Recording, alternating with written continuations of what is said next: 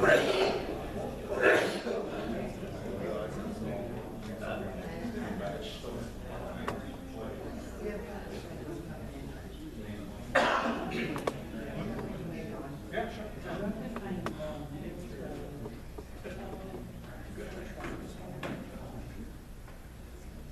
evening, everyone. Thank you all for coming tonight. You are here for the What Will Your Community Look Like in 30 Years session. Everyone have that down? I would like to introduce our speaker tonight, Chris Dodson. He provides technical assistance and training to communities on topics related to municipal management and finance, including resiliency planning, workforce planning, and other topics related to local infrastructure, leadership, and management. He has additional expertise regarding stormwater management, water and land use, BMPs, Great Lakes science and policy, and collaborative governance. Chris has a master's degree from SUNY College of Environmental Science and Forestry and a master's of arts from Syracuse University. And with that, here's Chris.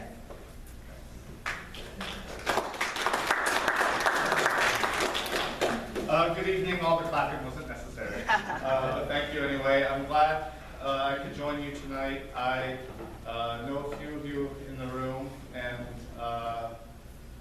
I'm also suffering from a little bit of congestion. So first of all, I can project. I'm sure everybody can hear me. I don't like the sound of my own voice, so I'm not going to use the mic. I also can't stand still, so I don't want to be behind the lectern. But that said, I am a little congested, so I'll probably hack a little bit. But all this projection is good because it'll loosen up all the blood in my lungs.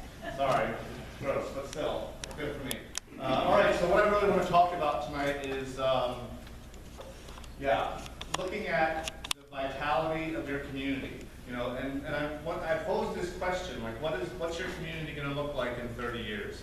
And at least one person said out loud, and maybe a few other people are thinking, I may not be here in 30 years, right? And so you should be planning for the future for your community now.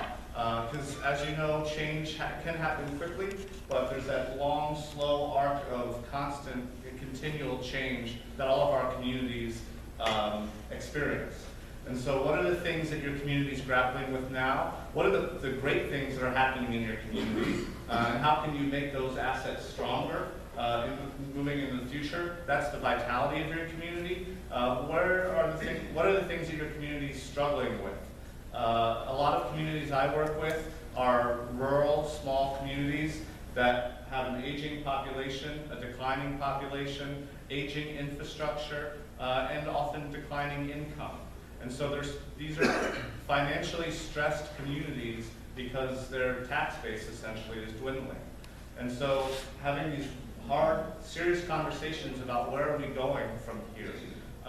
And so I'm hoping tonight to give you a few things to think about for your community and for planning for the future for your community. Sorry. Also on Benadryl, so I'm not thinking that clearly. But so stepping back a minute, what we do at the Environmental Finance Center, we don't actually have a whole lot of money to give to people. What we do is we help communities figure out the best possible way to manage the assets that they have, the infrastructure that they have. Particularly for me, it's stormwater, water, wastewater plants, but also your infrastructure, your highway department, and also to manage the processes and the services that you provide. If you do yard waste pickup or you have a library, those kinds of other services, how can you make them be cost effective? So that's where the finance, are you managing them well with the resources you have? People are resources, hours cost money, are the people who are in town using their time most effectively? And this isn't about like cracking the whip and making people work harder, but working smarter too, right? And then how can you manage the financial end of what you own, and then planning into the future. So what are the things that are coming up that we're going to need to do? We need to put in a new sewer line. All right, well, how are we going to pay for it? And on what time scale? and so you start looking at the kind of infrastructure improvements you may need to invest in the future. So folks like me try to make sure you're planning for the right project, right timeline, right resources, and then go out and figure out funding. And that could be grant funding from the state, which is never free, right? And then, or loans or other kinds of funding packages. So that's what we do. And so tonight I'll be thinking of talking out loud, but also hoping you guys are thinking about ways that maybe me and my colleagues can help you. And I'm not here to sell my services to you, but a few years ago we worked a lot with the town of Townsfield on doing a comprehensive plan. And just to come up and maybe have a conversation with folks or share additional resources with you is also part of what I'm hoping to share with you tonight. So anyway, I'll get started. This is still the first slide, and it's already been 6 minutes. Gene tells me we have until like 10:30, so sit down and relax. Actually, I do a talk similar to this often, but this is the first time I've done this one. I rearranged the slide deck, so it's not a canned presentation. So if I stumble and blame Benadryl again, it's because I didn't expect the slide to pop up that it's popping up. So I talked about this a little bit already. So thinking about what are the considerations, and I call it a community vitality index, which sounds like a really big thing, but it just means start thinking about where your community is. Start pulling data, which also sounds like a really big thing. But you have tax parcel data. You know who lives in your community, and if you use the census, you can find out even more about who lives in your community, who works in your community, and how long it takes them to get to work. And sometimes those things matter. But looking at your own municipal financial health is probably the first and easiest thing you can do. Maybe not necessarily as planning board members, but as town leadership or village leadership, right? You can look at your own books and see how the community is doing. But your community is only as rich or as strong as your weakest link, right? So you need to know your community's financial health too. As I mentioned a little bit ago, we work a lot with rural communities, and we have these communities that are struggling because their tax base is struggling. And so when you talk about the vitality of your community, you have to talk about the fiscal strength of the people who work or live in that community first, right? And so looking at income, population, age, right? And people who are leaving, people who are coming in as well. And then, so I say here, is your portfolio diversified? So obviously, or you probably don't have a funding portfolio, so to speak, in the way that you might have with a retirement plan. But where are your assets and where are your challenges, not just financially, but as a community? And so you look at things like the community demographics. Again, age, property values, are the property values going up, down, declining? And you want to look not just at the assessed value, but the market value. And then, commerce. What kind of commerce do you have in your community? Is it growing? Is it slowing? Is it stagnant? There's nothing wrong with stagnant, necessarily, right? It could be declining. And if you don't have commerce, why not? Is it because, I'm kind of artificially use the example of Hounsfield and Sackett's Harbor. Hounsfield does have commerce, doesn't have as much commerce because the people who live in Hounsfield go to Watertown or Sackett's Harbor to do their business, right? And so the lack of commerce isn't necessarily a weakness if you're adjacent to communities where people do all of their commerce. That said, you might want to strengthen your relationships with those neighboring communities, right, if you need to. And then, so that's my next point, is the relation to the neighboring communities. Is it strong? Is it divisive? Do you share services, either formally or informally? Not saying shared services is necessarily a good thing all the time, but there are often ways to save money by sharing for both communities. And I do a whole talk on shared services. But as I understand it now too, the governor required last year or this summer to have all the communities come up with, all the counties to come up with shared services plans for the communities within those counties. And I suspect the pressure is going to increase as far as shared services. And, shared services is, the village sending out some guys when a water main breaks in the town in the middle of the night, right? That's shared services.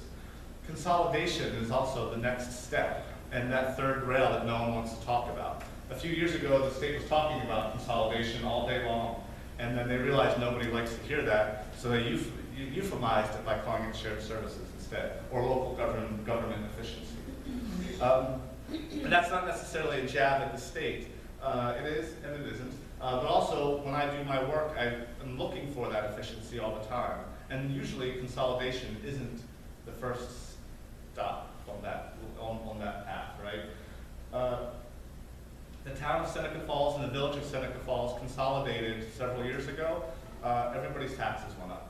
They thought it was going to save money, and everybody's taxes went up. And that's also where Seneca Meadows is. My friends who live nearby call it Mount Trashmore. And I think their permit is due to end soon. Mount Trashmore is the single largest revenue to that town. And so when you talk about vitality or resiliency or sustainability, what's the town going to do after that happens, right? Anyway, so you look at your community's financial health, you look at your own financial health, and then you look at your environment, and you look at your water supply, and even if everybody's on a lull, wouldn't you want to know how that aquifer or how that groundwater is faring? Is there sulfur, is there contamination? Have you developed so much, have you experienced so much development in the last few decades that now maybe the water table is being drawn down a little bit? You see people putting in deeper wells. Impacts from storms, drought, and then adaptation to change. And it's like, I struck out the word climate, and we've all heard about climate change, whether you believe it or not. I don't actually care at all whether you believe about climate change. But change happens, and so adapting for change, and that's what this kind of thinking is about. How are we going to adapt for the change that is inevitable? And then I don't talk about it enough, and I think that all of us don't talk about it enough. But what are the social and cultural changes, or the social and cultural fabric of your community? Because that matters. We can all be poor but we're together and we're happy, and maybe that matters more than some of these other metrics. So, are there social centers in your community that are active? Libraries, churches, Boy Scouts, everybody goes to Friday night football. You can't assign a dollar amount to how cool those things are or how important they are to a community, but you can feel it, and then you can kind of qualitatively value those things. I'll give you a quick example from where I live in Syracuse, in the city of Syracuse. Long story short, I grew up in Maryland, outside of Baltimore. I didn't realize that people live the way they do in upstate New York when I moved here. And that's not a jab, but I really felt like I stepped back at the age of 17, stepped a decade into the past. And it's because people used different language, different buzzwords that we used to use when I was in the 3rd grade, and now that I'm in the 12th grade, I'm like, why are you guys still saying psych? It seemed like cheesy stuff, and then folks dressed differently, and it was a slower type of life. But I decided to stay here because I actually like it, and I think people would have to drag me kicking and screaming from Syracuse. And I would never move back to Maryland, and the reason why is because it's absolutely unaffordable. Nobody can live there. They have people living in West Virginia who commute every day to Washington, D.C. You drive until you can qualify for a mortgage, they say. Little anecdote again, I'm getting back to my point. A little anecdote again, my stepfather, when we moved from Binghamton, when we moved from Baltimore to Binghamton, we lived in a very small house outside of Baltimore. Moved to Binghamton, bought six bedroom, 3 bath on an acre, right? But now he can't sell that 6 bedroom, 3 bath on an acre and touch even a condo back in Baltimore. So anyway, I love it here, and so part of the reason that I like it is because there's a lot of access to things that you don't often get sometimes in bigger communities, where you think there's like, wow, this community is huge, there's so much here, there's so much to offer. but you don't always have access to it, meaning you can't get to it, you can't afford it, you can't drive to it in time. In Syracuse, I can drive anywhere in 10 or 15 minutes. We have a great refugee population in Syracuse that frankly I don't interact with, and it's because they're not in my circle, right? I have my bubble of friends, I have little kids, I'm friends with their families, that's about all I have the time for. But I do go to their restaurants. And so part of the social cultural strength of Syracuse, in my mind, is being able to go to an Ethiopian restaurant being cooked by real Ethiopian people in Syracuse. And maybe you don't like Ethiopian, and that's fine. Pick an ethnicity, we've got it. And so that's part of the social cultural value, that fabric that really makes a place like Syracuse, for me, stronger. So you can see also, yes, I do talk quickly and I never shut up. I do want you to, sorry, now I'm being a little frenetic. I don't know what you put in that soup. I do, if you guys want to interrupt, you have questions or comments, please interrupt. Otherwise, I won't stop talking.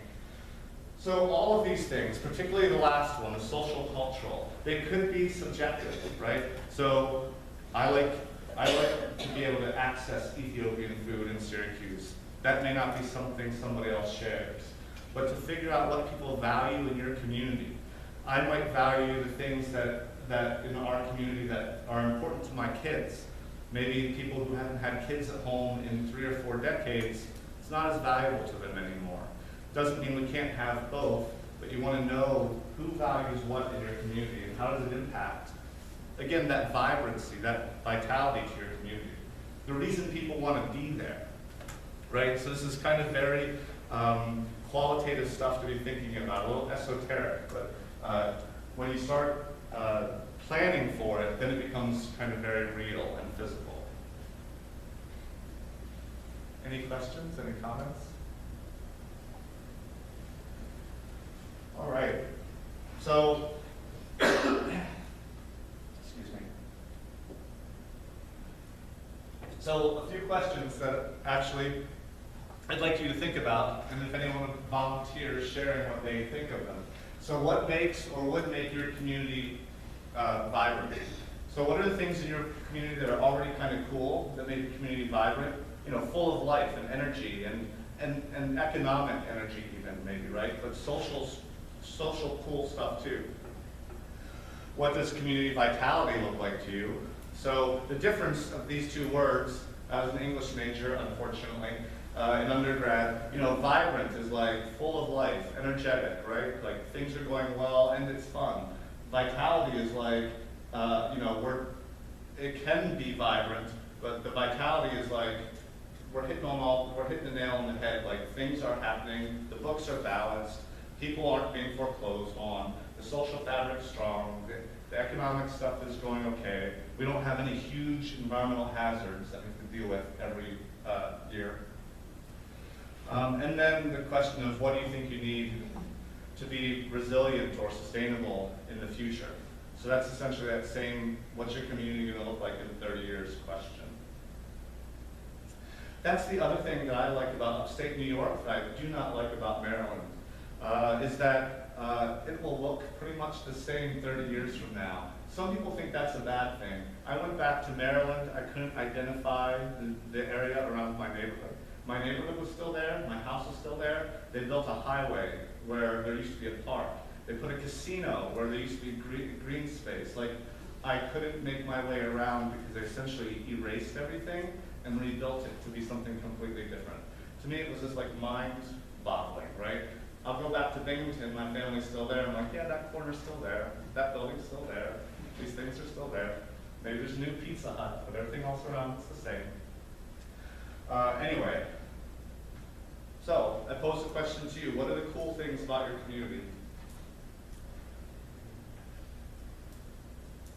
Yes. I'm just going to tell you, I think our local fire department, they do a lot of things in the community that brings the community together. Mm-hmm. And we have a local range, which is, you know, meant originally for agricultural people, but it envelops everybody in the community. We have great kids programs within that as well. So it's like an outreach program for everyone. Yeah. So those are some great things going on in my community. Cool. What is your community? Town of Williamstown. Okay. Who else? What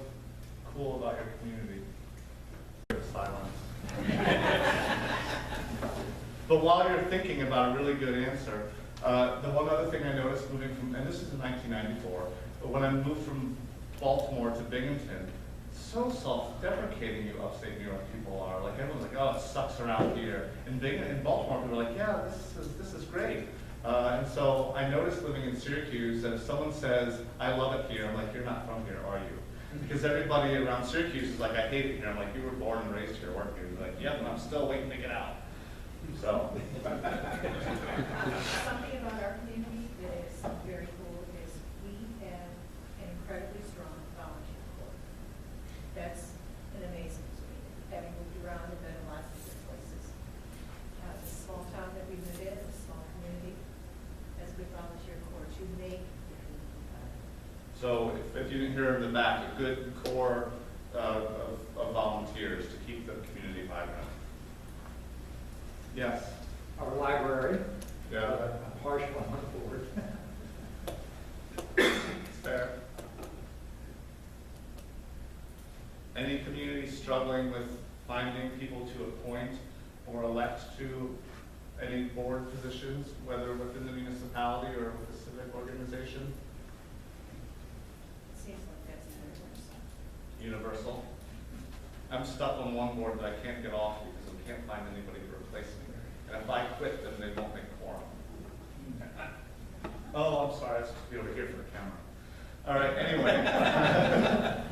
All right, so these are things to think about, right? Because when you can start getting over that self-deprecating upstate New York thing about how it sucks around here, I'm speaking generally, I'm sure everyone's not that way. Start thinking about what is cool about our community and what are the things we're going to need in the future to keep it that way. And then, how do you communicate that to everybody else? So it's really about being proactive, right? So proactive planning versus a reactive response. And I think, in my opinion, we're in a position as local government leaders to no longer be afforded the luxury to be reactive.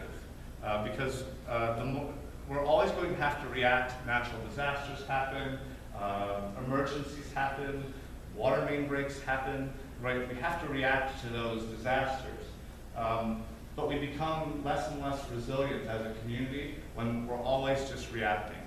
Some communities, every day, they're putting out fires, running around like chickens with their heads off, trying to put out fires. Not literal fires, in some cases maybe literal fires. And so they don't have time for that proactive planning, which is a capacity issue. So they have to figure out how to build capacity, become more efficient with their time and resources to start some of that future planning as opposed to only doing what's in front of them all day, every day. And of course, having those days where you're just running around putting out fires, those days happen. But if you don't have even the incremental amount of time to start looking forward, then you lose ground. You start sliding back and you don't even know it because you're so busy. And also, waiting is costly. This is a few examples of some disasters that have been in the news. Some of you have probably seen, heard about. Katrina, obviously, 2005. The Oroville Dam in California last summer. Not this summer, last summer. Flint with the lead in the water pipes. And then UCLA had major, University of California, Los Angeles had major flooding because they weren't managing their own infrastructure. And so all of these things could have been avoided. All of these problems people knew about, maybe not the communities, but the people in charge knew about. And for whatever reason, there was no action until disaster happened. And as you probably can guess, at least two of these disasters we hadn't fully recovered from, right? Katrina, New Orleans has not fully recovered. And Flint, I was listening to NPR yesterday about how the state is no longer giving people in Flint bottled water, and so they have to figure out the water situation on their own. They're replacing all the laterals, so from the house to the meter box in the road. They expect to have all of that done in the next couple of years, and after that, they don't know. So just replacing the laterals doesn't mean that the lead is gone. They still have all the water mains and all the other stuff. So to stop putting out water is essentially saying, well, we're done. And so we haven't recovered from those disasters, and in the case of Flint, it was a man-made disaster, right? They changed water source to save money. So, waiting is costly. I have a 4-year-old and a 6-year-old boy. I stopped learning about like pop culture a long time ago, and so I didn't really know what this was. My young children had to tell me what it was, and frankly, I was hoping, and I thought that it was like chocolate soft serve. It's not. So anyway, the hard sell is the longer you wait, the more expensive it is to fix a problem. And so if we step away from the vibrancy of your community and start looking at the resiliency of it, the vitality of the strength, the solid standing of your community on an economic and infrastructure basis, the longer you wait to reinvest in infrastructure, to reinvest in different processes, to plan for some sort of environmental problem that you may have. And again, I mentioned climate change earlier, but there are other environmental problems that that may seem a little more manageable that are coming down the pike too. Particularly in the Finger Lakes, Syracuse, with Skaneateles Lake, we have harmful algal blooms in our drinking water supplies. These are environmental concerns to think about. Invasive species that are taking out all of our trees and also clogging our waterways. Droughts. The Tug Hill had a drought several years ago. That was unexpected. What would happen if that happened again and again and again and again, right? What would happen to the drinking water supplies or the private wells of the people in your community? Like Flint, would you be handing out water bottles, right? So thinking about the scenario that is likely, but also likely enough that it could happen, but also unlikely enough that it's probably not going to happen next year. You want to start thinking about some of those scenarios. Anyway, the longer you wait, the more expensive it gets. And then you should have probably been able to interpret the image. All right, so why bother, right? You're not going to be here in 30 years. I just showed you the shit hitting the fan 30 years from now. Well, I'm not going to be here, so who cares? It'll be someone else's problem. That's fine. To me, that's a dereliction of duty, whatever. Most of you are volunteers. That's cool. But to not do anything is still making a decision, right? And to me, if you make the wrong decision, but you act, at least you've acted. To make no decision, to decide not to decide, seems borderline sinful. The same way using drinking water to flush excrement down the toilet, in my opinion, seems borderline sinful. And we've got people in our own country who don't have access to clean drinking water. Anyway, so you don't know what you don't know, right? So I can't act because I don't have the information. One of the first slides I showed you was, start gathering that information. Start tasking someone like me or other people who do the kind of work that I do. Not putting the Tug Hill Commission on the spot, but people like Tug Hill Commission and others. Help us find out some of these questions we have about our community. We know our own books, but we don't know the strength of our community. If this is a town meeting and you're all residents of my town and I was a town supervisor, hey, we need to raise water rates. Everyone's going to be against it. Nobody wants to pay more. The real question is it a willingness or is it an ability to pay? If they're not able to pay, that's a resiliency problem, and that's a problem for your community to figure out. If they're just unwilling, well, I'm unwilling to do a lot of things. And so, figuring out if it's willingness versus ability. So gather that data and then try to figure out how to make a decision. And we'll get to kind of the process of that here in a little bit. Any questions, any comments? I'll say that to kind of encourage participation, acknowledging the fact that I never stop talking. And so I can drink some of this tea, which is a really good idea. It's helping. All right. So you gather that data, you start thinking about things like harmful algal blooms and source water, even if it's not public water that people are drinking in your community. The last thing you want is for someone to come to town hall and being upset about the fact that their well has dried up, because it's kind of not within your purview, right? But it's something that, because you're there, you have to concern yourself with. So you gather that data and you start thinking about where you are. And so you don't, the problem with being proactive is a great thing, but you don't really know if you're addressing the right problem, because you don't really know if your community is sustainable or resilient, right? So how do we know, we'll bounce back? So thinking about the drought in the Tug Hill a few years ago, you know, again, having that kind of experience, you're like, all right, well, these are the things we have to plan for the future. So sometimes it's hard to start thinking about the future without having experienced anything yet. So I'm acknowledging that. We start getting that data and start seeing things that might pop up as problems. And then also thinking about the fact that, you know, you're only one level of this stack of discs, really, right? You're the government, and you're here to help. There's also the socioeconomic system, the businesses, the residents, everything that's happening within your community. And this is kind of a tangled web, too, because, again, like thinking of Townsfield and Watertown and Sackett's, it's an intertangled web. I might live in Hounsfield, but I spend all of my money in Watertown, or maybe I work in Watertown. And I'll use the example of Syracuse, again, why it matters to be thinking about not just who lives in your community, but who comes to your community. In Syracuse, we are a very poor city.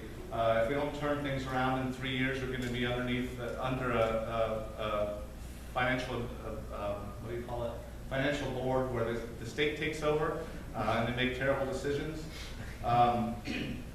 So we're going to be there in 3 years if we don't turn things around. We've got 50% childhood poverty, 25% poverty throughout the city. We have Syracuse is #1, yay, for concentrated poverty in the country. Boo.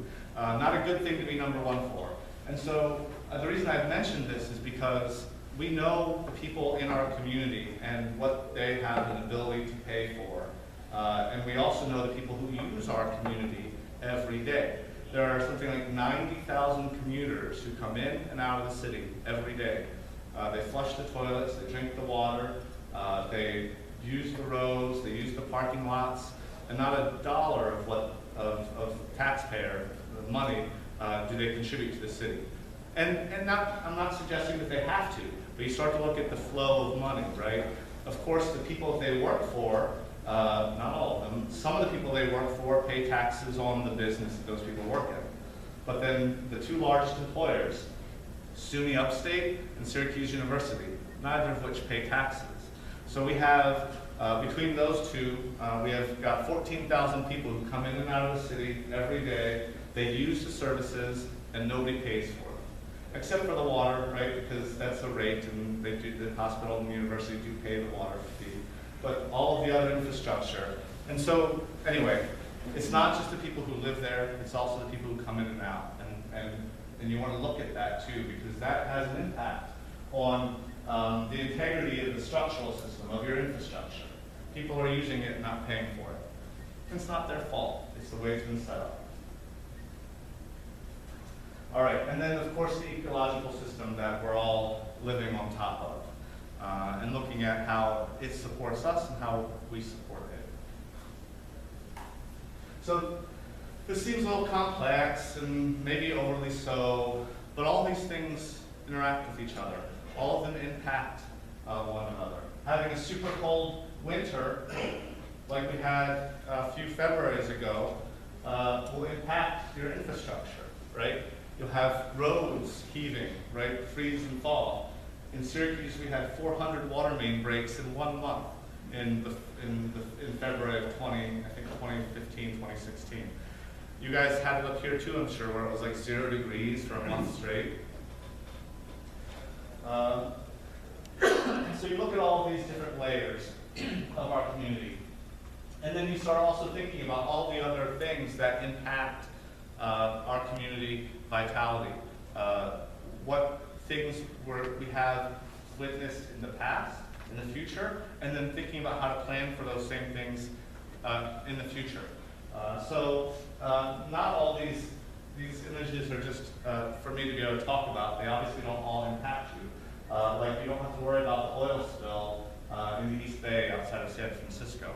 But what if something like that happened in the southeast end of Lake Ontario, outside of your control? How might it impact you? Tourism, water, right? And again, the chances of this happening are like, 0.0001%.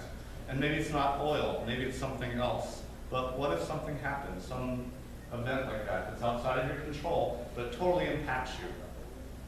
Like the flooding along the shore of Lake Ontario last year. Sodas Point, they lost an entire year of tourism. Interestingly though, and so they thought their sales tax would plummet for the year. Interestingly though, Wayne County, which is not just along the shore, their sales tax revenue went up last year. Also looking at our downtown and commerce, right? This looks like almost every town in New York that I've been to. I think Walmart, kind of jokingly, but still. Is this a foregone conclusion? You could go to the state tomorrow and ask for New York State Main Street redevelopment money. But if you redevelop this, would people come?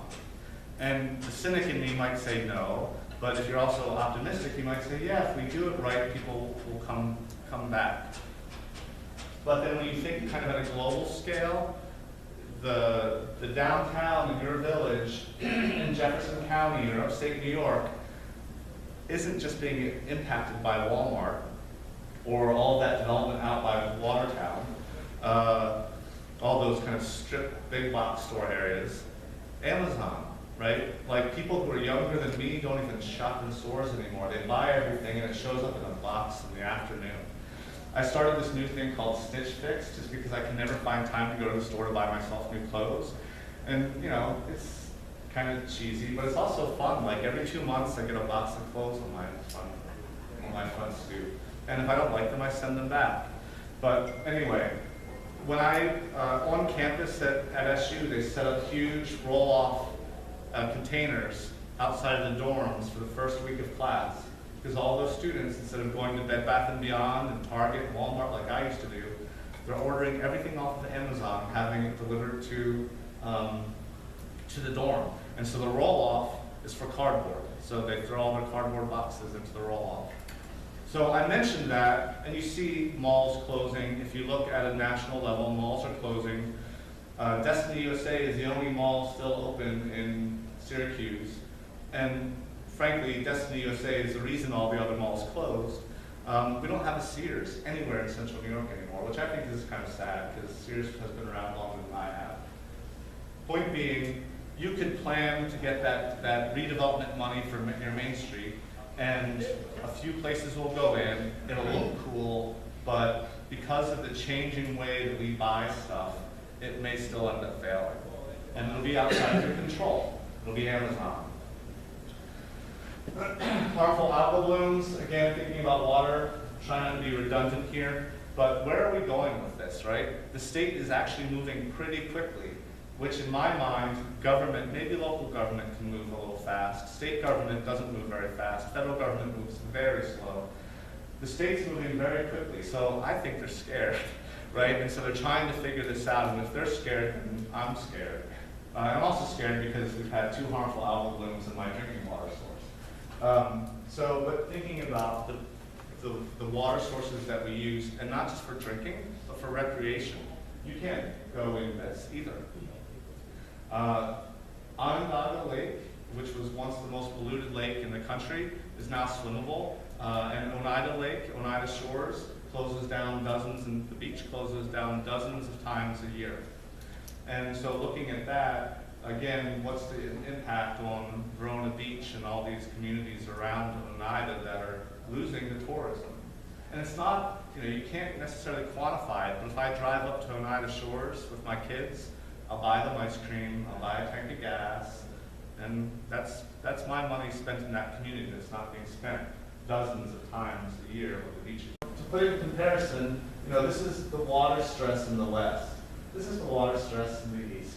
We have abundant water resources, and that's a great thing. We got to keep them clean. We got to make sure that we're not that we're benefiting off of them, not impacting them in negative ways, because that impact comes back to get us. Anyway, so how do you plan for the future? Question? Anybody want to answer how you plan for the future? Do my job for me while I drink some tea.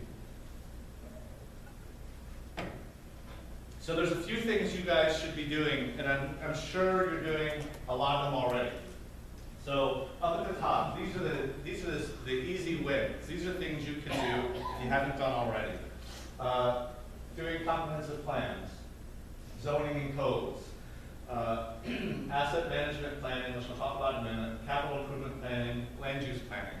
All of these things are really important local government tools for you to ensure the continuation of that vitality of your community, to protect from any future potential scenarios, economic, environmental, social, right? You don't have to zone the hell out of your community to protect for every last thing, but you should set some sort of foundation for, these are the things we find acceptable, right? You don't want to wake up one day and find out that someone's putting a speed racing track in your backyard because no one ever thought to prohibit it or to decide, if you're going to do speed track racing, you do it over here by the airport because it's already loud enough over there. You're not going to do it here, right? Setting some basic foundation for your community. The zoning and the codes come from the comprehensive plan. So who has a comprehensive plan?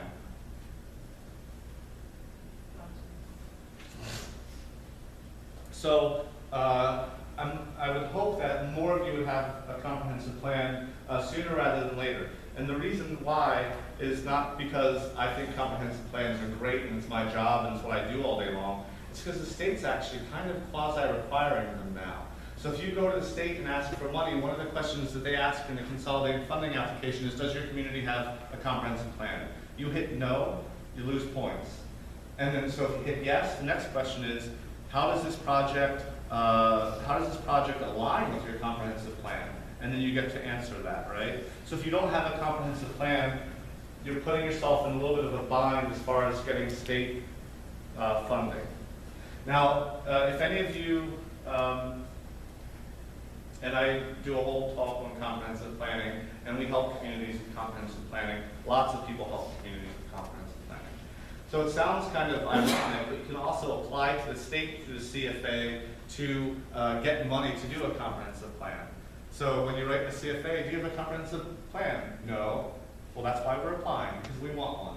And I'll talk a little bit later about the funding sources you can get. And it's not a lot of money, $20,000, $12,000, $25,000, essentially depending on the size of your community and the scale of the plan.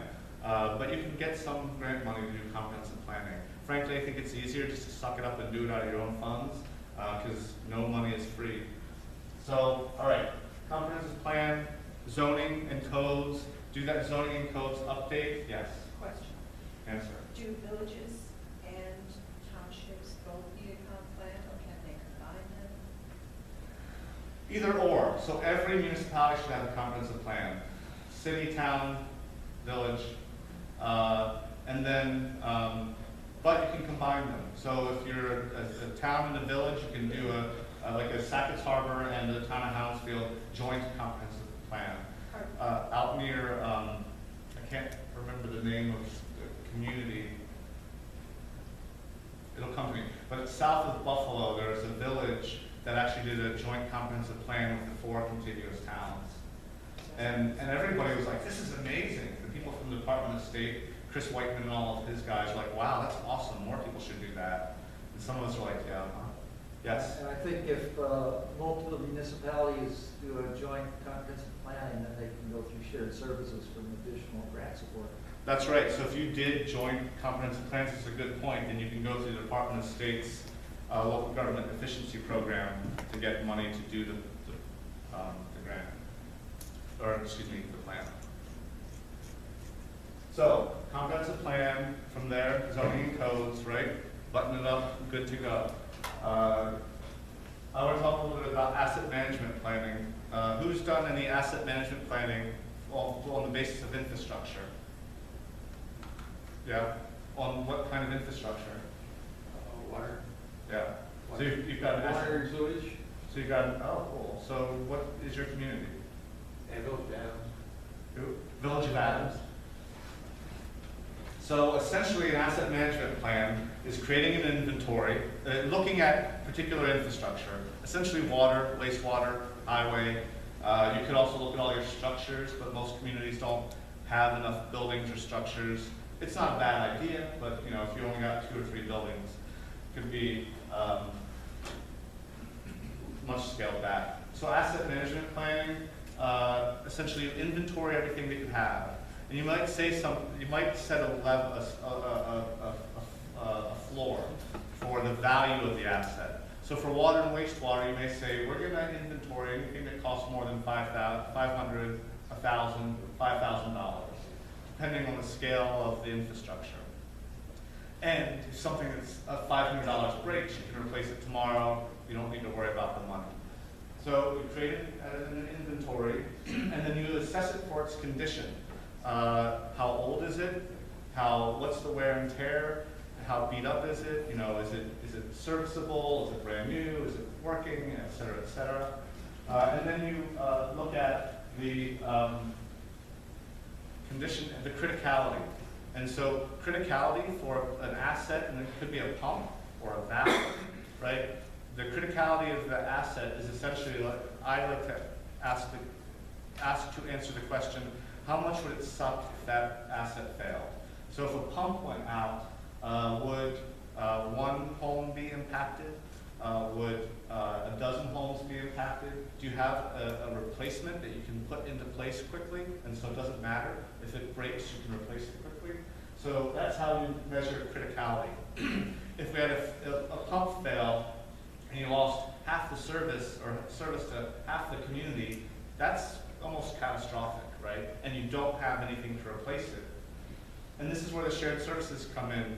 You have a pump, it's critical, it failed, you don't have something to replace it with. Who can you call quickly who has a pump that they can give to you? And that's when it's important to know some of your neighboring towns and villages, right?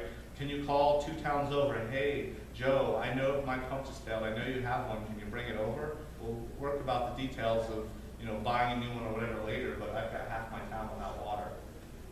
That's asset management. So you inventory, look for condition and criticality, and then you essentially plot this map.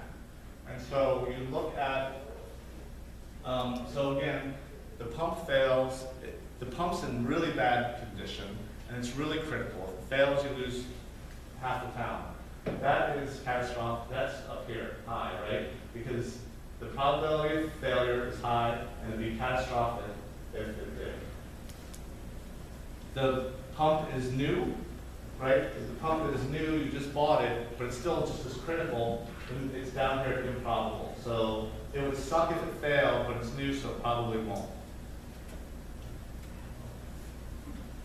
And then something over here might be, you know, it's new, it's in working order. If it failed, it's cheap. We've got a dozen of them that we can get in a couple of hours.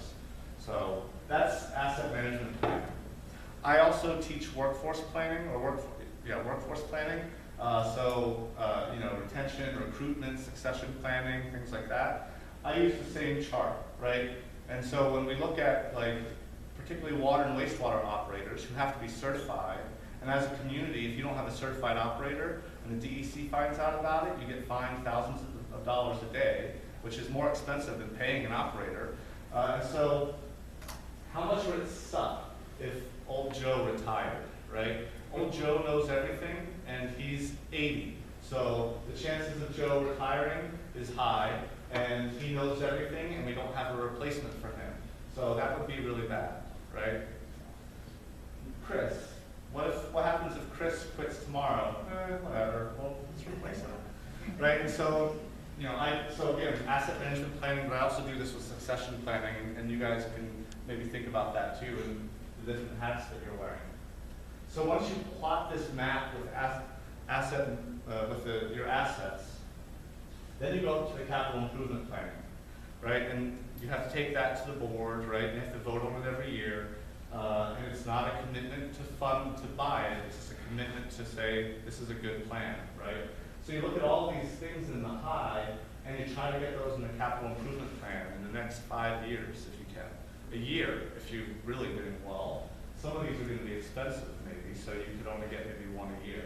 And so that's how asset management goes into the capital improvement plan. So, planning for the future, planning for catastrophe, planning for things that could be planned for. And I like the analogy, again, of thinking about home, right? So we should be managing our towns and villages the way that we manage home. I was telling Chris on the way over the way I think I'm going to buy a new car because my car keeps having all these quirky things that the mechanic can't figure out. And I like to drive cars into the ground, but I also realize at some point I have to give up. How old is your roof? Has it leaked lately? You put it up in this bucket, right? You're going to do something about it. When did you change the oil last? So we plan for all of these things at home. We should be planning for them at work too. All right. So I'm going to switch gears a little bit and then come back to the planning thing. And a little bit, excuse me. So if you start thinking about different future scenarios where with a kind of an environmental hat on that impacts the fiscal bottom line, these might be some scenarios to consider. So the first one is like flooding impacts. I'll talk a little bit about Binghamton later. A, because I lived there for a while, and B, if you've been following Binghamton, they've been getting slammed. There were a few weeks ago that in Syracuse it was just drizzling, and I turned on the news, and Binghamton was flooded out. Obviously a different intensity of storm. So if you're looking at flooding, continued flooding, Binghamton now acknowledged, they're learning, in the quote of someone from the city of Binghamton, we're learning to live with flooding. When I lived there in the 90s and early 2000s, there was no such thing as, we'd have summertime floods on the golf course. Now people's homes are being raised. So look at flooding impacts. Maybe we need, so some of the answers to that could be regional interconnections. Our sewer and our water got inundated, but we have a connection to the town a little bit further uphill, and in an emergency, they can take our wastewater and they can service our homes with drinking water. Because at a time like this, the last thing a community wants their citizens to do is go out driving around in flooded roads, looking for a store that's open with bottled water, right? Or peeing in buckets because the toilet doesn't flush anymore. All right, alternative water supplies, power supplies, monitor and inspect infrastructure. So knowing what infrastructure you have, that's the asset management piece. And then, so this is very much infrastructure related. Elevate or flood-proof assets, and then join a mutual aid network. If something falls apart, you have someone to call. Looking at changes in seasonal precipitation. This is out west. A couple years ago when they're having significant droughts. Looking at diversification of water supplies, better prediction, and then increasing storage capacity. Store water today so you can use it tomorrow. Increased runoff. If you do believe in climate change, then you probably understand that we're expected to have more intense storms more often. So instead of having drizzly rains or something like that. In Syracuse, it's been raining since Friday, nonstop. It's crazy. But instead of having like 3 days of just casual, what I'll call casual rains, I'm not a meteorologist, you might get 45 minutes of like 5 inches in 45 minutes. If that happens, we should expect more runoff.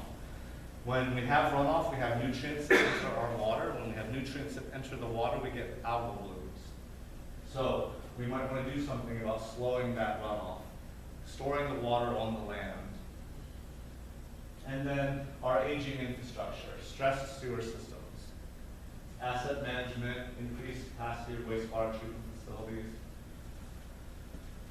If you guys were utility operators, I'd talk right now about I&I, infiltration and inflow, and how most of the water that our aging systems are treating is clean water, stormwater or groundwater, because all of our pipes are cracked. And then also looking at your community and economic impacts, and we discussed that earlier. Part of that asset management piece is also communicating with the public, making sure it's no surprise to folks what you're doing. We're going to spend $10 million to upgrade our wastewater treatment plant because we realized that if something bad happened, we'd all be up Schitt's Creek, and so would the plant. And so letting people know along the way how things are going. But also getting input, particularly when you're talking about community vitality or resiliency for the future. How are your business owners feeling about living or working in your community? Do they have plans to stay, or are they thinking about growing or slowing or moving to China? You know, it's nice for you. They're not going to come to you and say, by the way, we're leaving until they're ready to go, right? So kind of getting that, taking their temperature, so to speak, on how they feel about being in your community, you know, every few years, so that you can see how the trend is going and whether you should expect any changes there. And so you can talk to, you know, the big manufacturing or industrial company and ask them those questions, or you could just do a Main Street survey. You know, mail something to all the storefronts. How are you doing? Things going good? You know, and it'll make them feel valuable, but they'll also be able to send you something back that might be valuable to you. Like, yeah, we're going to expand. Our restaurant's doing so well, we're going to open a second room and hire two new servers. Or I think we actually, Syracuse just stole some restaurant from Watertown, some poutine brewery place. You know, you might get that letter back. Like, actually, we're closing up shop and we're moving to Syracuse. I think they might have been in Sackets. What was it? It's like poutine and beer. Oh yeah, yeah. So anyway, all right. So there's a lot going on in this slide. I'm not going to go through it all. Just putting it out there so that you know. Essentially, people have done research on what happens when you lose water and wastewater services. And I understand as a planning board, a lot of this is outside of your purview, but you are part of the local leadership, right? And you have a role and you have impact.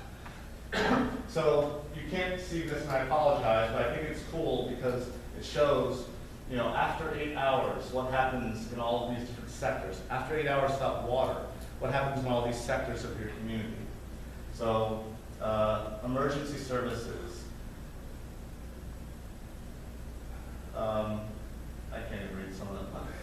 Emergency services, electric generation plant, hospitals, community facilities. It shows after 8 hours how quickly or how degraded that service is. And so you can imagine after 8 hours with no water, a hospital's in trouble.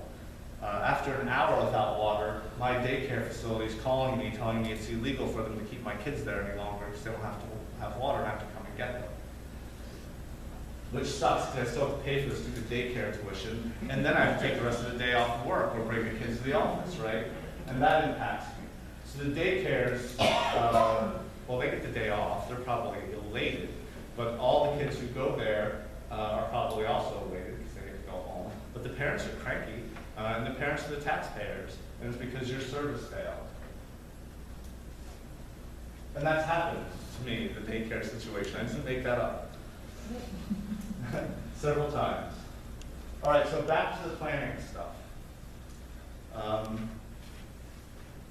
So what I've just thrown at you are a lot of different scenarios that could happen. Looking at infrastructure is physical, it's tactile. You can see it and touch it. except for pipes. We bury all of those so that when we tell people that we actually provide them fresh drinking water and a place to send it when they're done using it, they don't believe us because they can't see it. But roads and bridges and airports, we talk about roads and bridges and airports, where the town hall gets calls. None of you probably own your own electric systems. All right, so I threw all of that at you to get you thinking about the kinds of services you provide, the kinds of vulnerabilities there may be. Again, looking into the future, how might those change?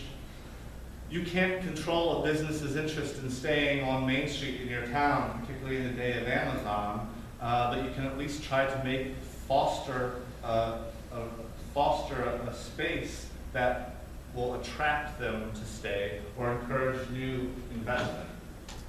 Anyway, so the planning stuff. So these are essentially 5 steps, right? You identify the problem, and it can be something concrete and specific, like Main Street's failing, economically.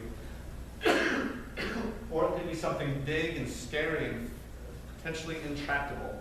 Our population is declining, our population is aging, our population is getting poorer, and our infrastructure is declining.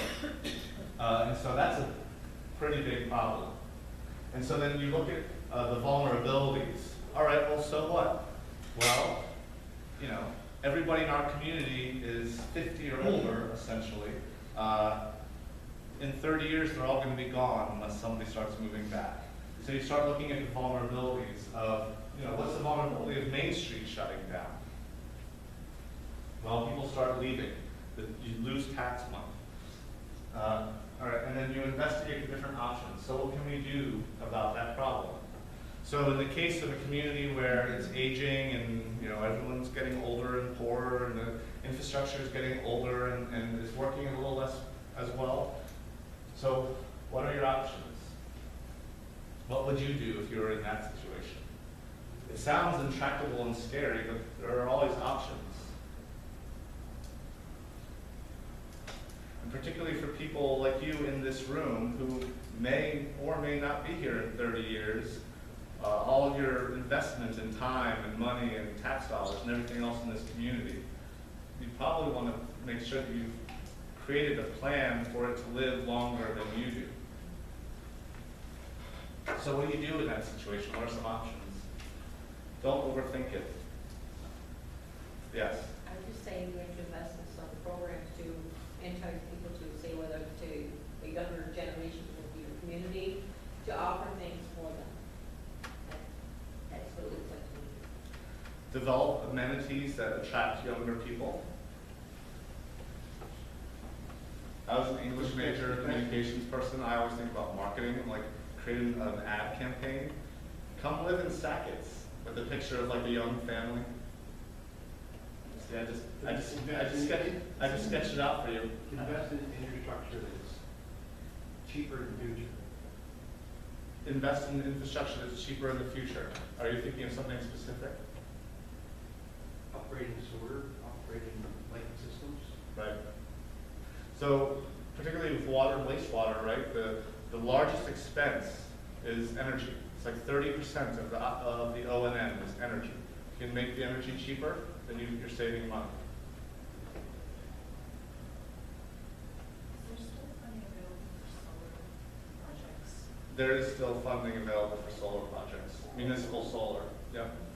Like putting solar panels on top of water plants, yeah. Or salt barns, but now those are not really barns anymore, they're more like tents with the fabric, yeah. The real push right now is if you've got a capped landfill, there's a special incentive Yep. that can help. Yeah, they're doing a few landfills down in Syracuse, just turning them into solar farms. Or brownfield as well. Yeah.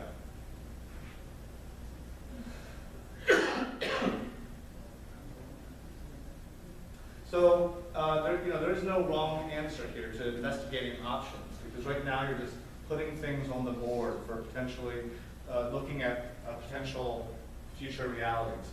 So Allegheny County is where SUNY Alfred is, down west of Binghamton by about 2-3 hours.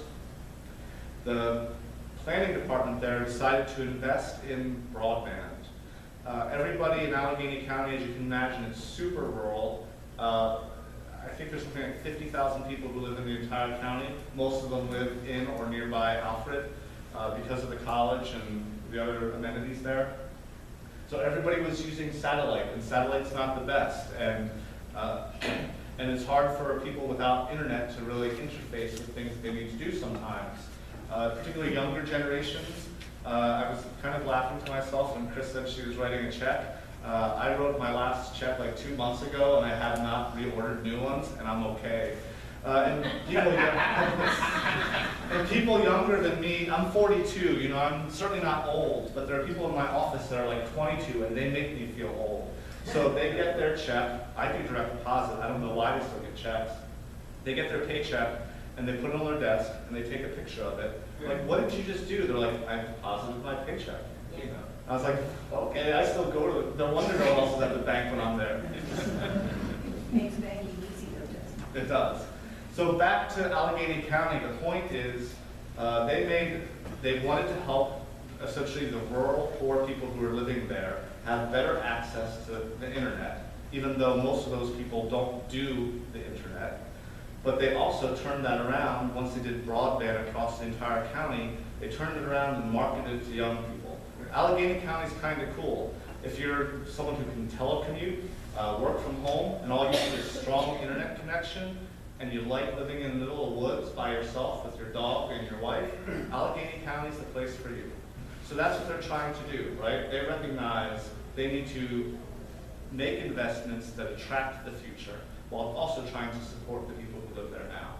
Allegheny County is also one of the few communities I know that went to the state and asked for money to do a joint comprehensive plan. So they did a comprehensive planning school for all the towns in Allegheny County, and then they did a comprehensive plan for the village of Alfred and 2 or 3 of the contiguous towns around it. And now that I say that, the other one I mentioned earlier was Gowanda. The village of Gowanda that's in Erie County, or is it in Cattaraugus? It's right on the border. It did it with 2 or 3, 4 towns right around it. So anyway, you investigate your options. And that example about Allegheny County, that was their option. That's what they decided to do. So you evaluate the risks and the cost of those options. How much did it cost to put broadband in an entire county, right? And is it going to be worth the risk? And then you take action. So this is an exercise you can do.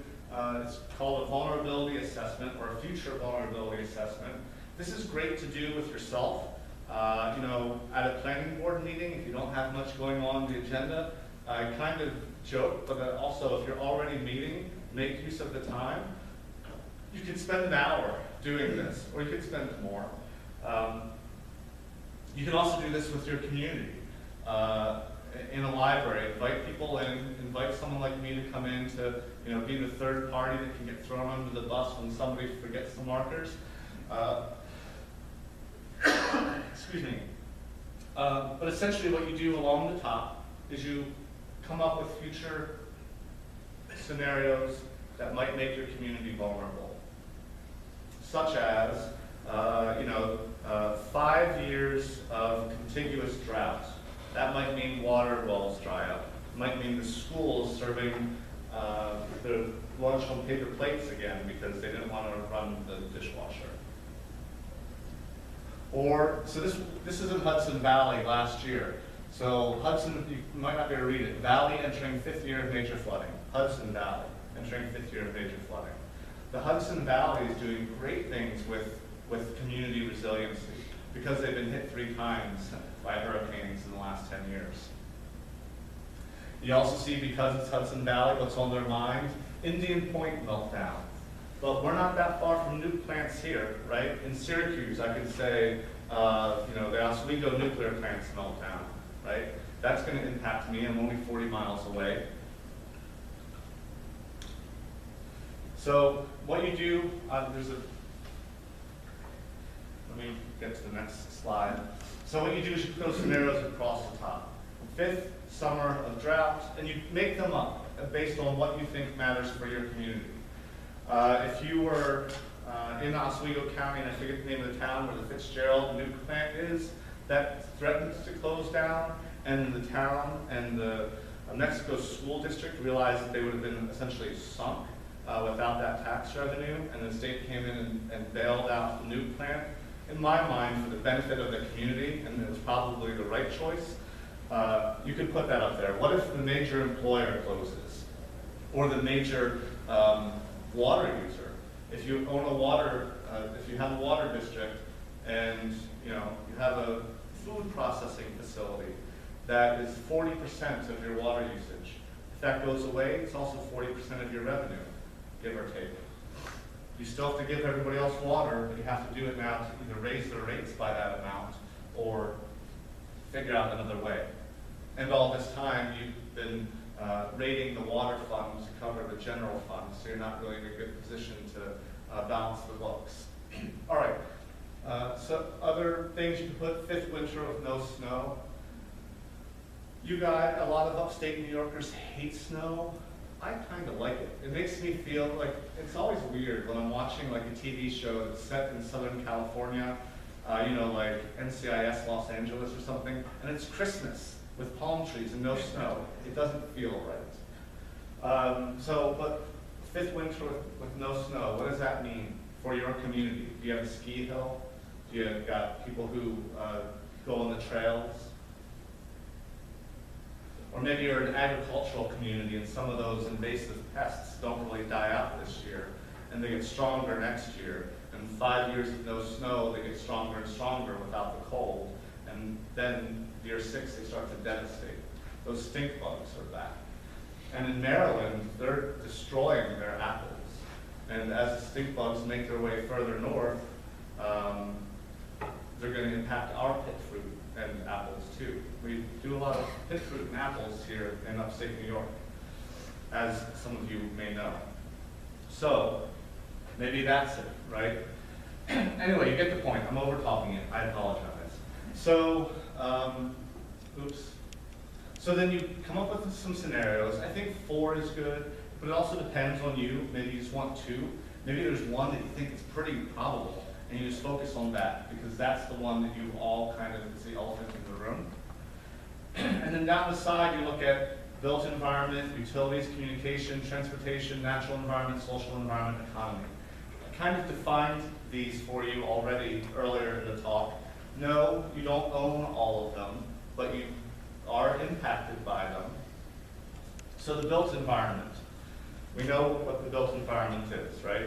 It's things that the town owns, but it's also things that are in the town that maybe the town doesn't own, but is interested in protecting or planning for.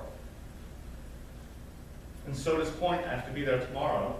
We're going to be talking about homes like this that, in my opinion, I'm sorry, never should have been built, and now that they are, we don't know what to do with them. And so we've got, but they are tremendous sources of revenue for the town and for the village. These McMansions built on sandbars. And last year really made, and this isn't a good example of that, right? That's a mountain lodge on a lake. But now that they've been built, what do we do with them?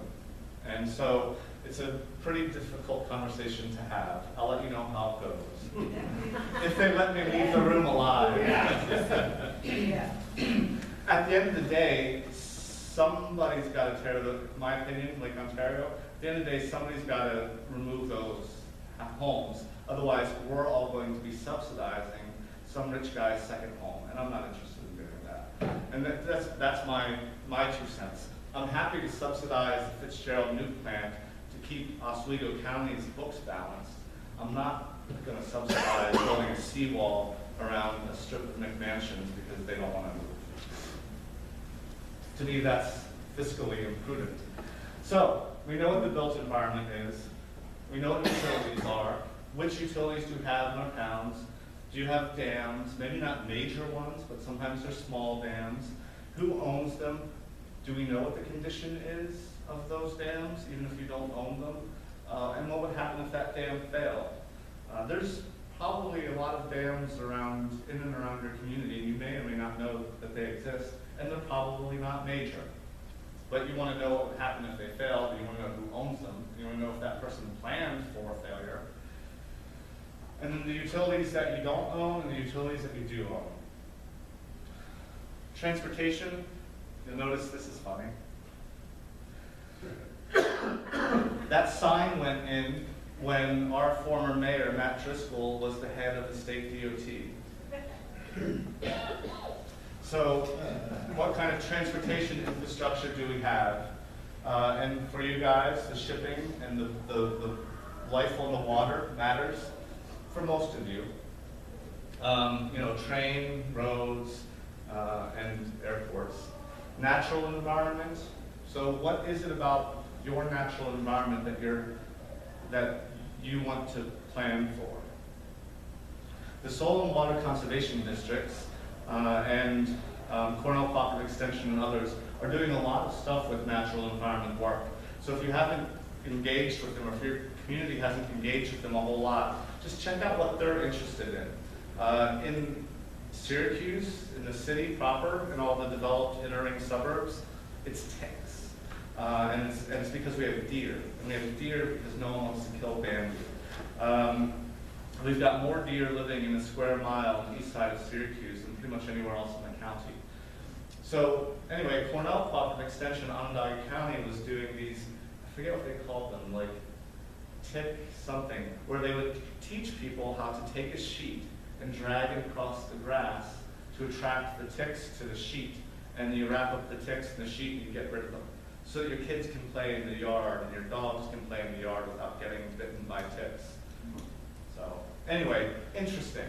But check out the work that they're doing. So things like the emerald ash borer, things like other invasives. If people like the Soil and Water Conservation District and Cornell Cooperative Extension are focused on them, then maybe there's something you should know about why they're interested in those things and how it might affect your community.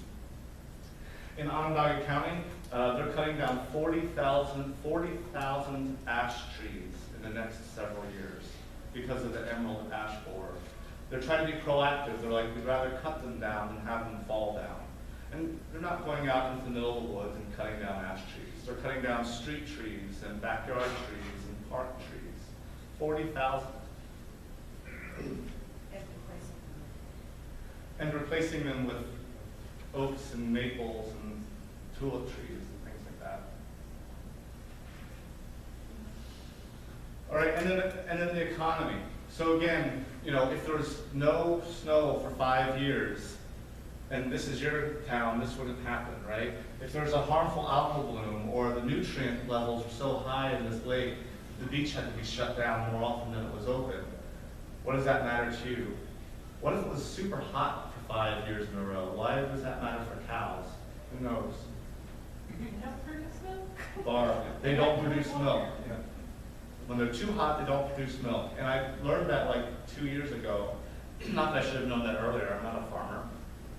But I heard on NPR in the southwest, or in the southeast, they water their cows. And so when it gets too hot, they set up these big sprinklers to try to keep the cows cool.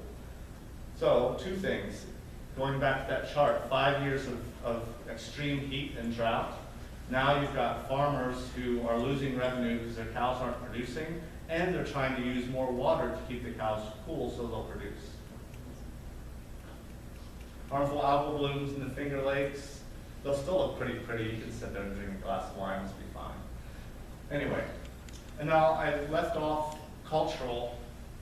I don't include it because I think it gets people, it doesn't always relate to everybody, and it can get blended into that social. Did we go to social? Oh, I just looked at it. All right, and it gets blended into the social. But depending on your community, you know, maybe the Amish are there, so cultural differences, cultural piece might matter. Refugee populations, the military. Sometimes you want to acknowledge that there's these components in your community that aren't quite just social environment. There's an extra layer of social cultural stuff. All right, so what does your community look like under these scenarios with those things down the side, right? So we can take the cows, for an example, with fifth summer of drought. With the drought, we can assume extreme heat, it's not clear. So the cows stop producing milk, the farmers get stressed out, they use more water, right? And so you may lose farmers, you just may have cranky farmers, and all of us lose milk and we pay more for. So just a couple, this is from one exercise I think Chris and Tim participated in a couple years ago. So obviously this isn't the whole chart, this is just a few, 2 lines, the natural environment and the economic.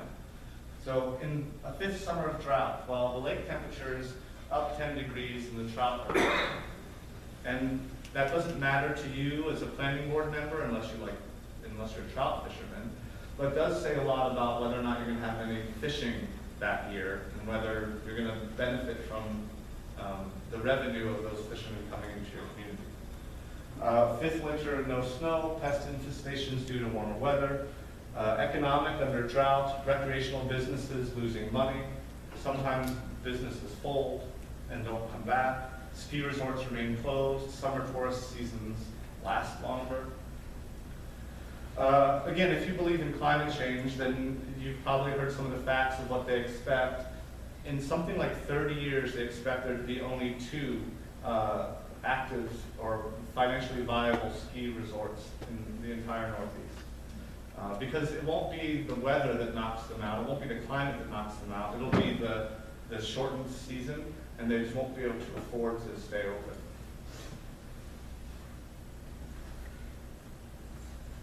Which in a way, if you think about it, if they're closed, the snow's still on the ground, the hill's still there, you can go and ski for free. You just have to make your way back up. All right. Well, it's not all negative, yes. Well, that's a good point for resiliency planning. They are looking at ways for full season, or full year-round activities on that same property. Right. Mountain biking, other kinds of things. All right.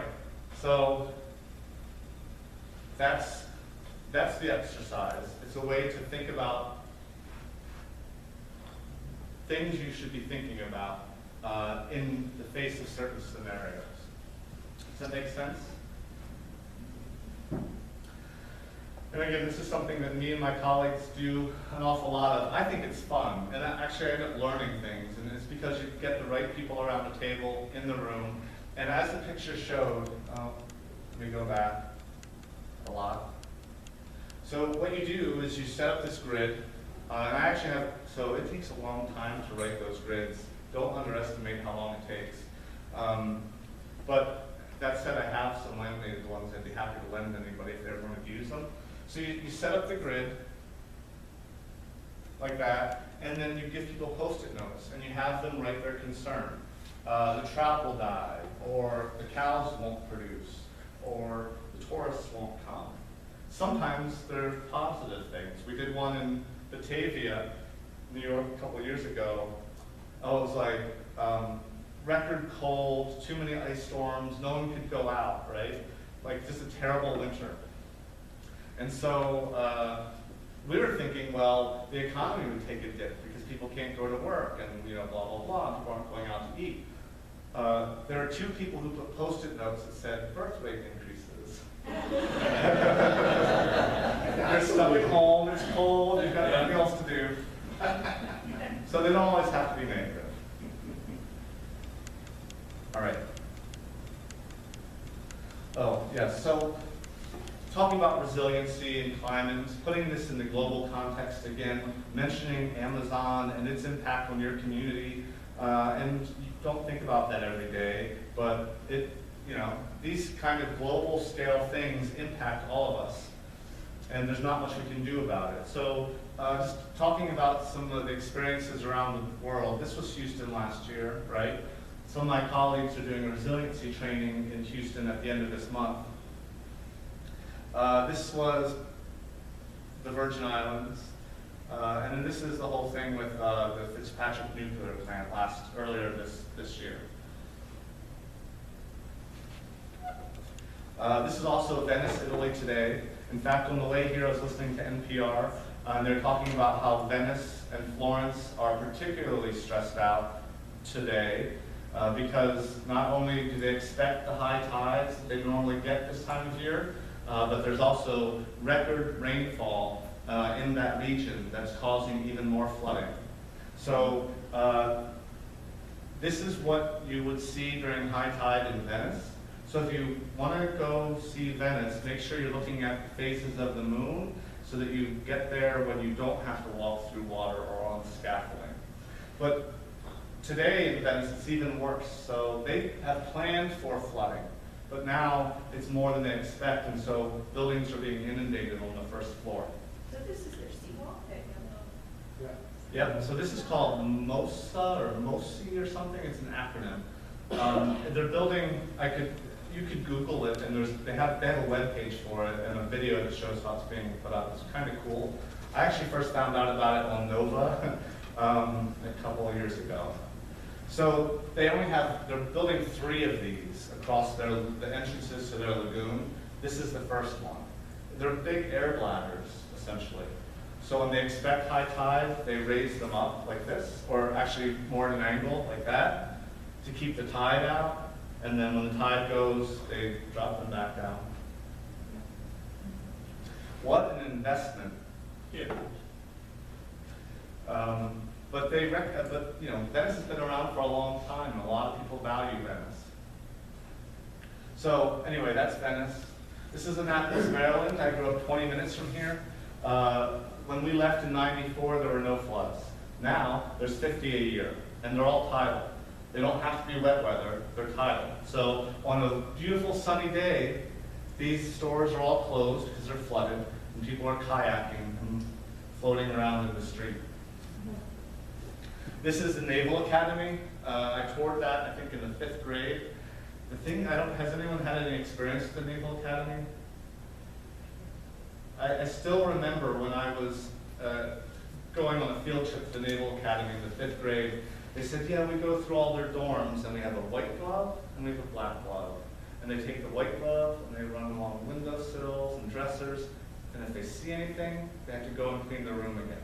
Take the black glove, wipe it around. If they see anything, they have to clean their room again. So then when I went home, Mom was like, can you pick up your dirty clothes off the floor? I'm like, if that's all I have to do, sure. But anyway, that's the Naval Academy flooded. And this is the Naval Academy here. All this blue is the areas of Annapolis that they expect to lose in the next 20 years. 20 years ago when I lived there, none of this ever happened. Remember, warm water expands, so their tides are getting higher. This is the Naval Academy in this area, and they're going to build a seawall along here to try to protect the Naval Academy. As you probably know, most of Maryland is pretty low level, right? This is Ocean City. Again, I don't think Ocean City should have ever been built on a sandbar, but it was. This house was on an island in the Chesapeake Bay. This is a picture from 1953. This is a picture from 2010. So the island's gone. So Maryland is dealing with its coastal struggles, and they created this community scorecard. And out of the community scorecard, they're trying to prioritize investment. So much like that asset management chart that I showed you earlier, there's one house on one island in the middle of the bay. It's at risk, and it's not really that important because it's one house, right? It's not a hospital, it's not a whole community. So where would you put that on your asset management chart? Like, we're not going to invest in it. There's winners and losers, and you're a loser. Maryland is making that decision today. They're saying if you're within 2 meters of high tide, you're not getting any more public funding. Figure out your own mess.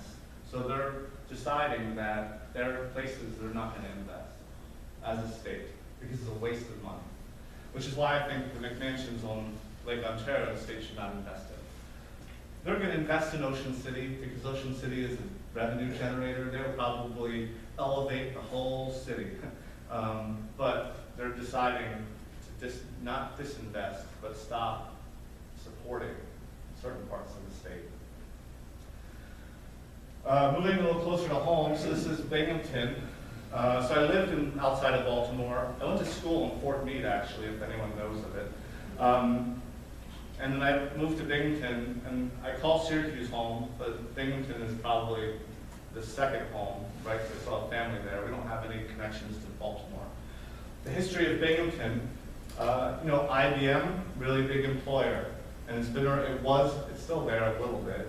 It was around for a really long time. And Endicott Johnson Shoes, really big employer, and was there for a really long time.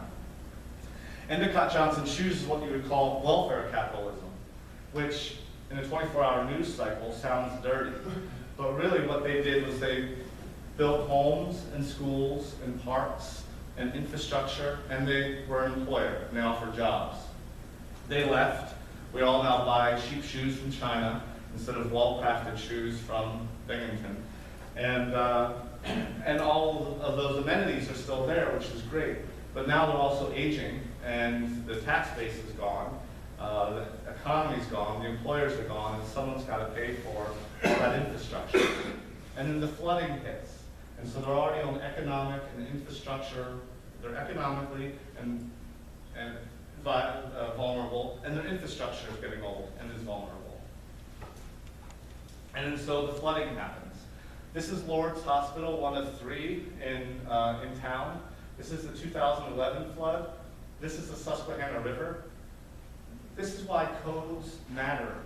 When I moved there in 1994, this was the hospital. Not even that, this was the hospital. By 2011, the hospital kept encroaching in on the floodplain.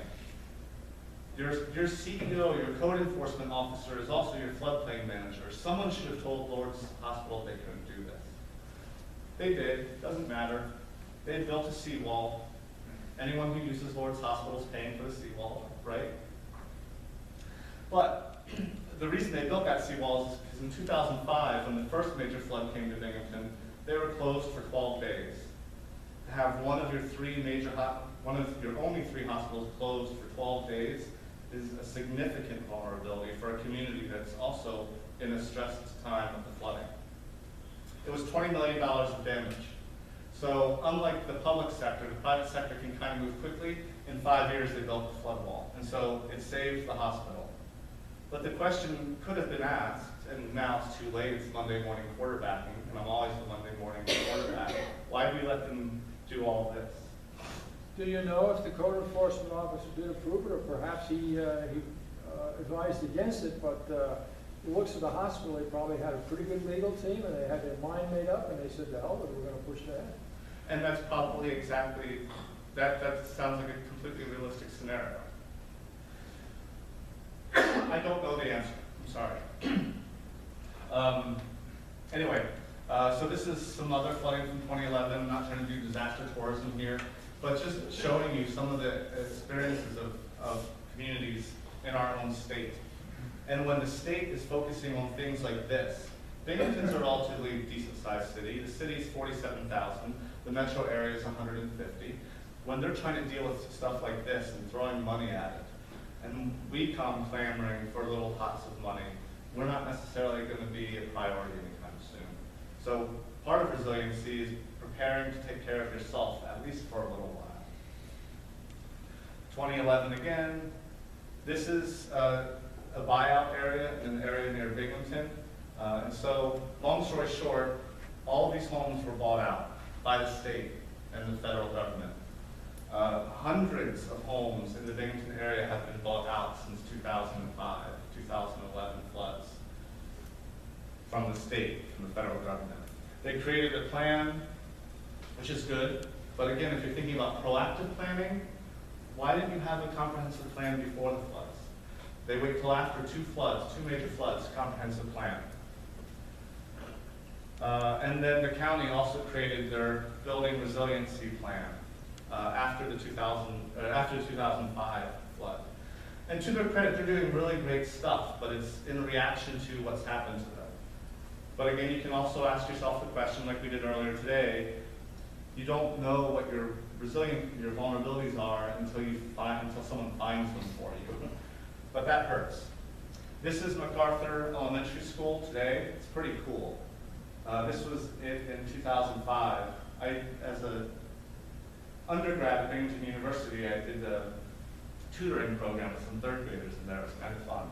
So they tore down the building and they rebuilt it closer to the road and they elevated it. And they put the playground under the building, which seems kind of weird, but I guess now you don't have to worry about sunscreen and hot slides, those hot metal slides.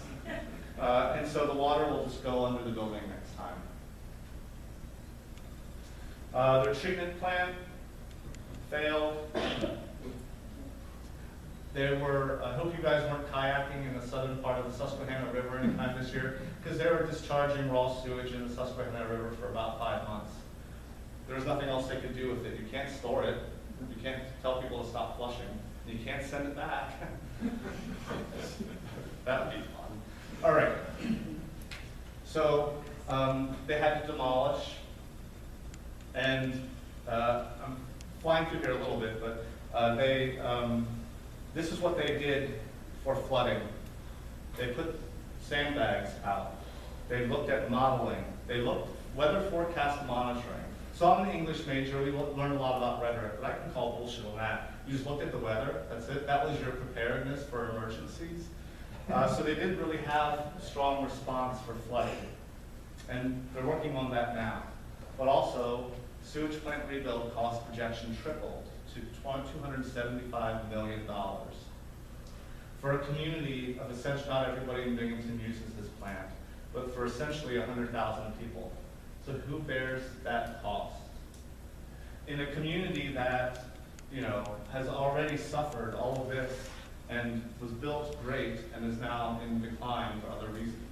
Multiple vulnerabilities happening at multiple times, and the flooding keeps kicking them. All right, so they decided to use this create tool, it's a planning tool. There are so many tools to help you with any kind of planning you ever want to do out there. But this is for water utilities and physical infrastructure. And so you can't read this, but this is essentially their asset management plan. This is their capital improvement plan. These are all the things they need to do: backup generators, alternate wastewater capabilities, a hydraulic barrier, a flood wall, submersible pumps. Why and how much it costs. These are all things they need to do to make that plant resilient. All right, so in our last few minutes, I'm switching gears. Talk a little bit about funding. How do you pay for resiliency? How do you pay for planning for the future? And then I'll let you go early, if you don't mind, Jean. She said 10:30, but I'm thinking a little more like 8:25. All right, so this is downtown Binghamton. Binghamton University, like a lot of universities, wants to have like a downtown location, town and gown connection. Syracuse University is doing it. My office is downtown, which is great for me because the parking is easier. But man, it's like hitting a brick wall when I go up on main campus. It's like, man, this is a completely different group of people that I never interact with. I like it that way. So, all right. Students. All right. Paying for resiliency. This is downtown Binghamton. This is the Susquehanna River. That's, if you know Binghamton very well, that's what they call Holiday Inn. Actually, no, I think this is Susquehanna, or the Shenango. No, it's Susquehanna. Yep.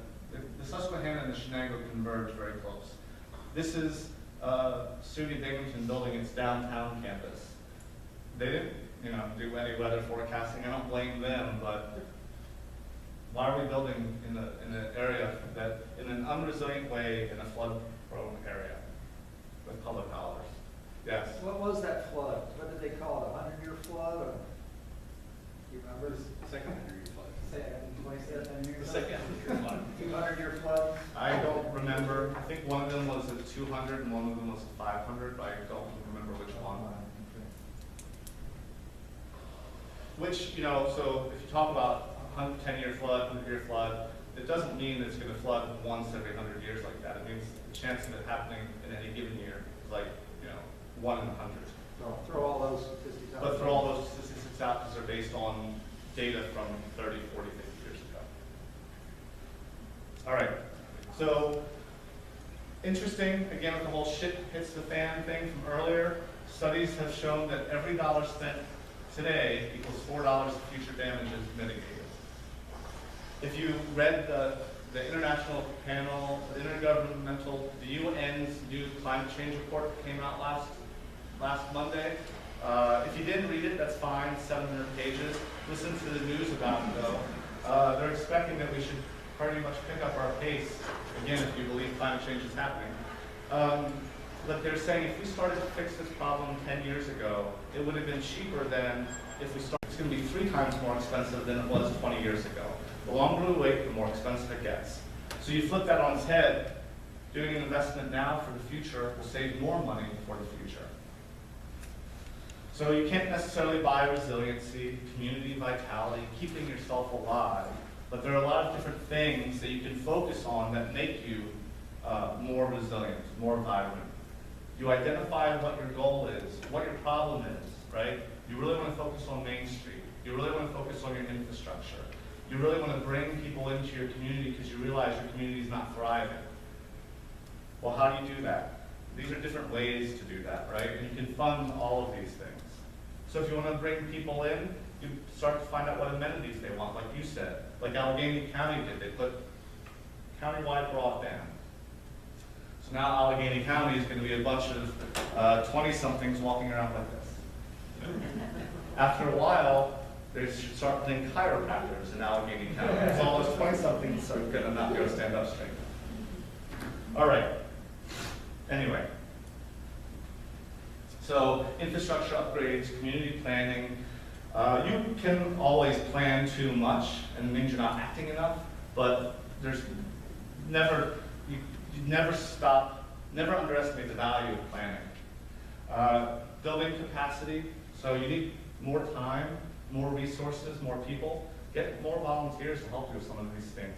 When we did the comprehensive plan with Hounsfield several years ago, it was 10 volunteers. They weren't all town people or board members or planning board members. There are other folks who are involved in helping us with that. And economic development. A lot of people say infrastructure is economic development. I tend to agree. A business is going to want to put their business in a place where they know they're going to get the services that they require to stay in business. Water and wastewater, yeah. In the library world, there's a move away from this comprehensive planning where you've got a 5-year plan and you go back every 5 years to a more strategic planning on a more cyclical, and you revisit it every year, you keep updating. Is that happening in your field or municipal planning? It depends, again, on the capacity, the level of sophistication, and the level of interest. I think bare minimum, having a comprehensive plan that you revisit every 5 years, let's start there. If you're doing that and you feel like it's not working for you, then try something that does. It's not like revisit it every 10 years. It's like maybe we write a new chapter or update some of the recommendations every year. You can also think about it as like a strategic plan, right? So whatever the name you put on it, some communities call them master plans. I think it's important for any organization, towns and villages included, to have like once every 2 or 3 years, have like a strategic visioning or planning session, right? Get everybody together with some coffee and donuts on a Saturday morning and just talk through some stuff. But come up with a goal for the meeting, right? And talk it through and come up with some action items at the end. I don't mean to suggest you just have a coffee clutch and everyone feels like their time is being wasted. All right. So you can fund those things through some of the funding programs. This is a lot to read, and it's just meant to show you some of the federal funding programs, particularly from FEMA, if you're talking about disaster funding. But then there's also, like from the Department of Agriculture, they've got, for rural communities, if you're a rural community, take a look at USDA Rural Development. They've got a lot of funding programs available for rural communities. They buy helicopters, build town halls, build schools, buy ambulances, all kinds of cool stuff. They also have their water and waste disposal loan and grant programs. So there's a lot of ways to fund infrastructure and emergencies. And then the small business, where you could sometimes providing this information to the people in your community is helpful. So in the face of a disaster, there's money out there for businesses in your community that have suffered because of that disaster, or because of your inability to provide the services to them during the disaster. So a couple other, I mentioned rural development already. And then for folks up here, you have the Northern Border Regional Commission. Have you heard of it? So through the New York State Department of State, you can get funding through the Northern Border Regional Commission. Down south of Syracuse, you have the Appalachian Regional Commission as a funding source. But this one is for folks that border Canada and Oneida County. Don't ask. I don't know why Oneida County is there. And then we have the regional councils. Do you guys know the regional councils, the CFA, all that? I know you guys aren't the funding arm of your community. So in 2010 or 2011, Governor Pataki, oh geez, that's not right, Governor Cuomo divided the state up into these regional economic development councils and gave them each co-chairs. Usually the president of the major academic institution in that region and somebody from like the Chamber of Commerce. And so for you guys, that's exactly who it is. It's the president of Clarkson and whoever's in charge of the Chamber of Commerce doesn't sound right, but we'll see. It is kind of weird and they don't all fit, right? Because how much do you guys really feel like your neighbors in Plattsburgh? But it's a mechanism to essentially lift all votes, really, and start better distributing money throughout the state and giving regions of the state that already have identities ways to focus on their strengths and figure out how to minimize their weaknesses. So they do that by creating a strategic plan with main initiatives, critical issues, challenges, strategies, and goals to improve the economy. It's all about economic development. And they may put in a new park in a town, but it's economic development.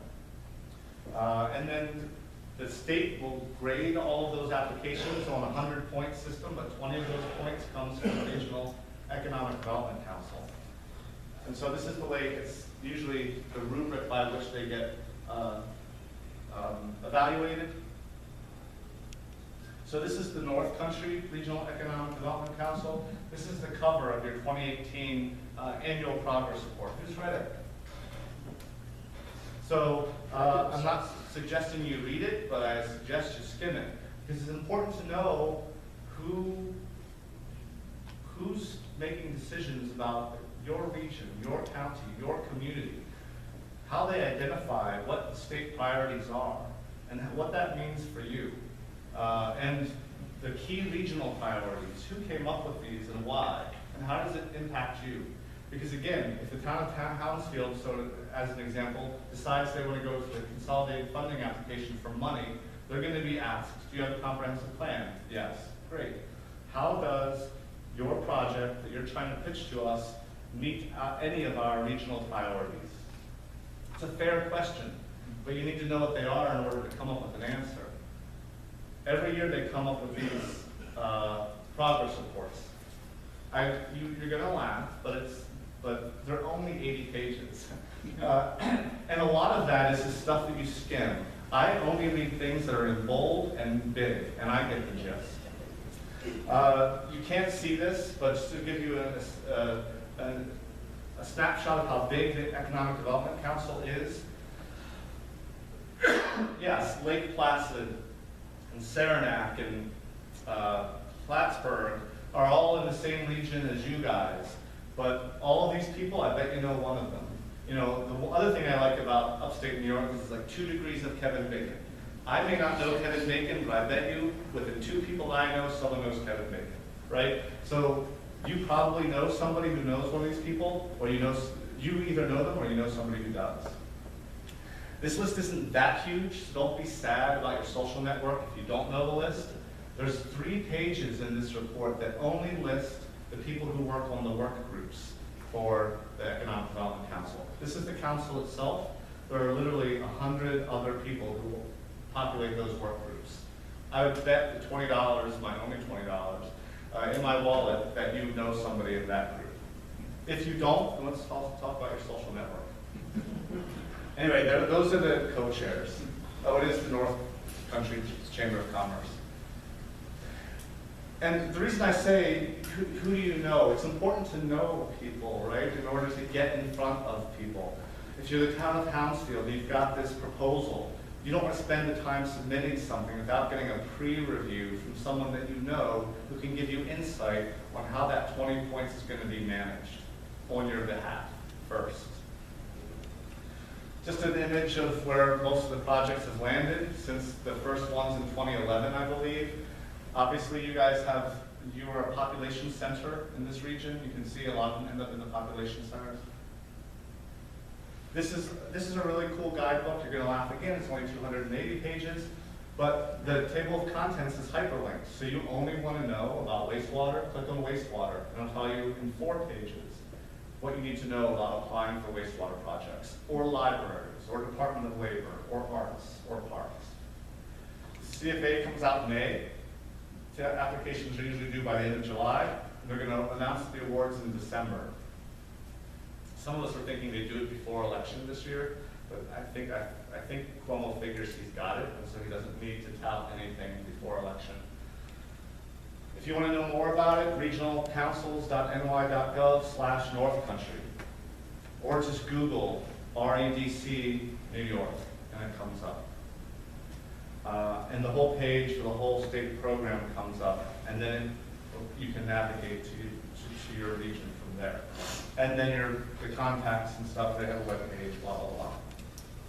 Just a couple of examples of recent things that were awarded last December, last round. So Hounsfield got $2 million, I already talked to them about it, from Empire State Development.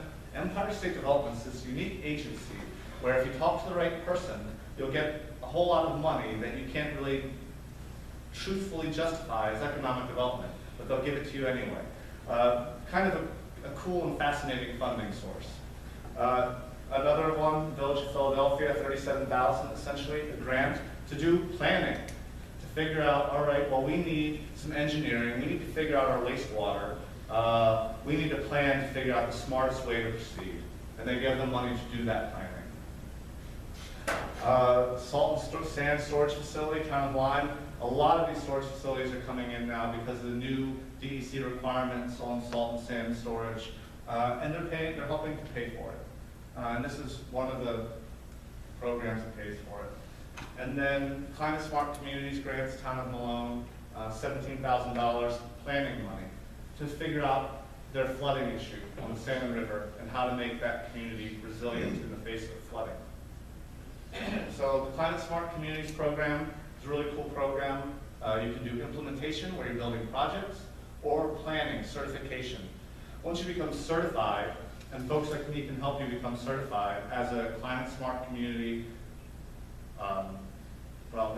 Climate Smart Community, then that opens the door to a lot of implementation planning.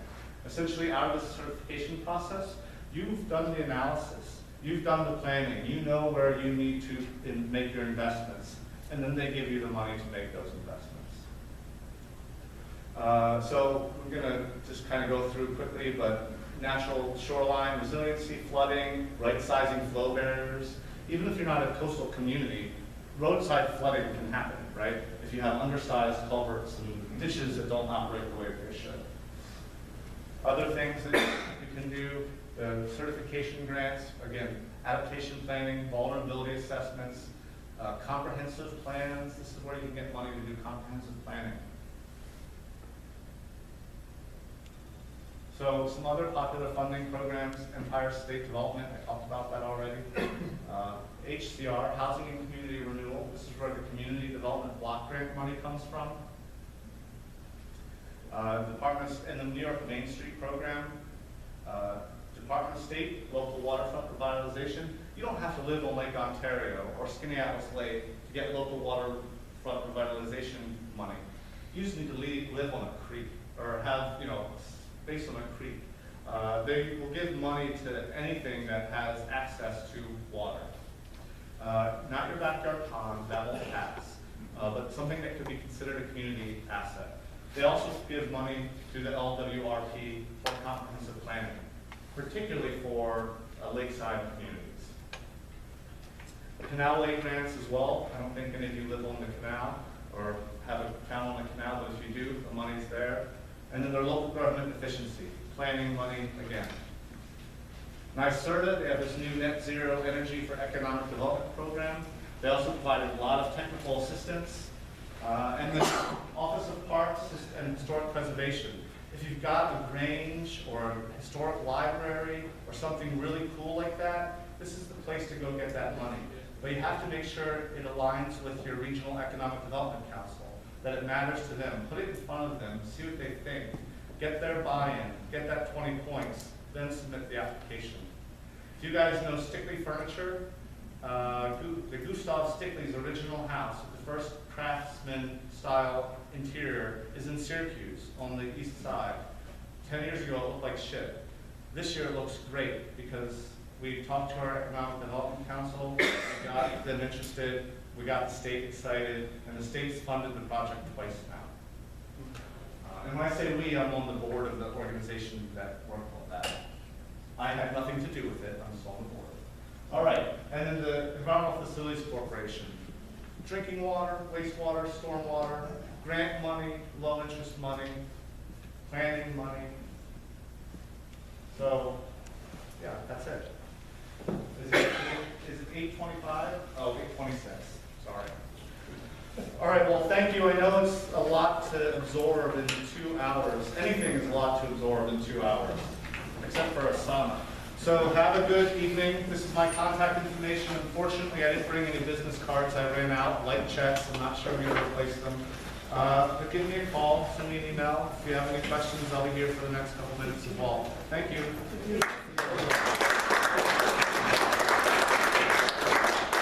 I'll send the PowerPoint to Jean to do something with.